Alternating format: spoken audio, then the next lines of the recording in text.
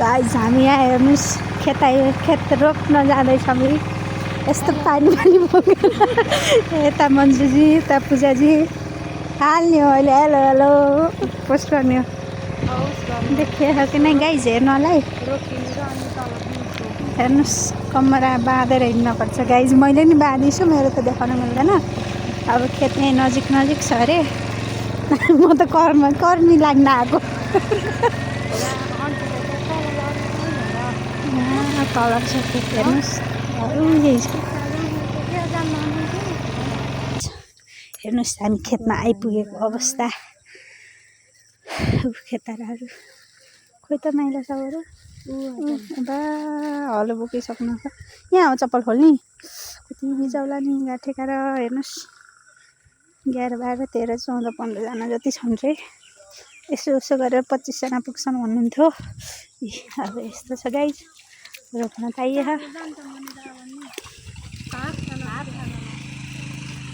हामी चाहिँ खाना खाएर आइयो। आधी खेताराहरू चाहिँ खाना खान गइसकेको अवस्था। जसरी हमाले के रो रे हो के भन्छ नि, त्यो भन्न नै आएन। तपाईँहरू भन्नुहोस् है गाइस।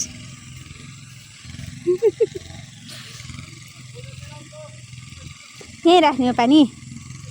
अब किन खोल्नु त पटुका। खोइ त कहाँबाट रोप्यो त। यहाँ गर्ने बिउ गर्ने हो तर हाँस्नुहुन्छ। यहीँ राख्ने हो पानी। प्लास्टिक ए भए म त यहीँ मन्जु पूजा त चिप्लिनुहुन्छ, म त अझ के गर्ने हो गाइस। ए यस्तो बाटो छ तेरिका। हेर्नुहोस् त फुटुका गर्छ।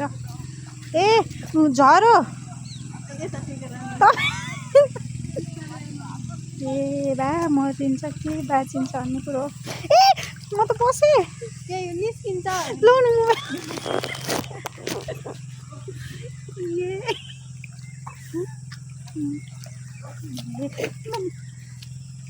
किन यस्तो त हुन्न है।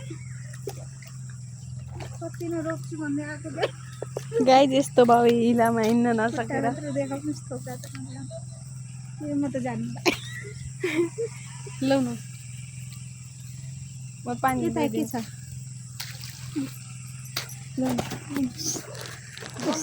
देख्नुहोस्। देख्नुभयो गाइस, खुट्टा आदि गर्दो रहेछ। पुग्दासम्म के हुने हालत। किन त खेत भनेको यस्तो। यहाँबाट रोप्ने हो पूजा। अनि खोइ त अरू रोप्ने। ए ए वहाँ तलमा रोप्ने हो। यहाँनिर पति परमेश्वर कहाँ हुनुहुन्छ चिनिन नगएर गाइस। हेर्नुहोस्